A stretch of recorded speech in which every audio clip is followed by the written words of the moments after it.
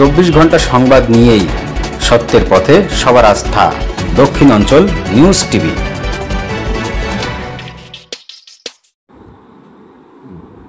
বৃক্ষ দিয়ে সাজাই দেশ, সমৃদ্ধ করি বাংলাদেশ। এই প্রতিপাদ্য নিয়ে জোহরা খাতুন শিশু বিদ্যানিকেতনের পক্ষ থেকে প্রথম, দ্বিতীয়, তৃতীয় শ্রেণীর শিক্ষার্থীদের মাঝে প্রথম পর্বে লেবু গাছ বিতরণের উদ্বোধনী বক্তৃতা করেন বিদ্যালয়ের সভাপতি মোহাম্মদ তৌফিক রহমান।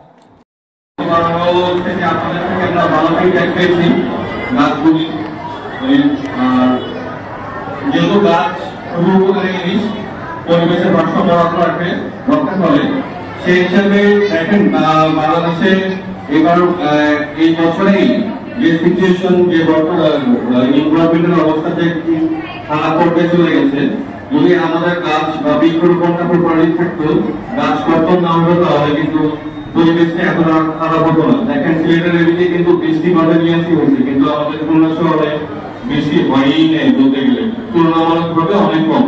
তো আপনাদের সবার কাছে অনুরোধ থাকবে, গাছটি নিয়ে বাসায় অবশ্যই গাছটি রোপণের ব্যবস্থা করবেন। ধন্যবাদ। বেশি বেশি গাছ লাগাই, জীবন ও পরিবেশ বাঁচাই।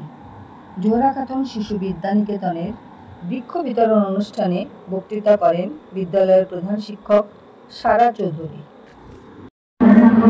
এবং আমার ছোট্ট শিক্ষার্থী বন্ধু, গাছ সবাই ভালোবাসি, আমরা সবাই জানি গাছের উপকারিতা কি, সেটাও আমরা জানি।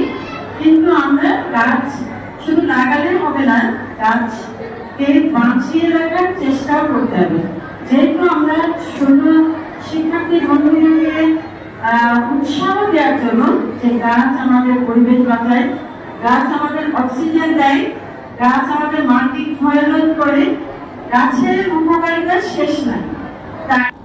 আলোচনা সভা শেষে শিক্ষার্থীদের মাঝে গাছের চারা বিতরণ করেন সভাপতি মোহাম্মদ তৌফিক রহমান ও প্রধান শিক্ষক সারা চৌধুরী। কাগজই দেখুন, কমলা না কিন্তু কাগজই দেখুন। সবাই হয়ে একটা থ্যাংক ইউ বলো।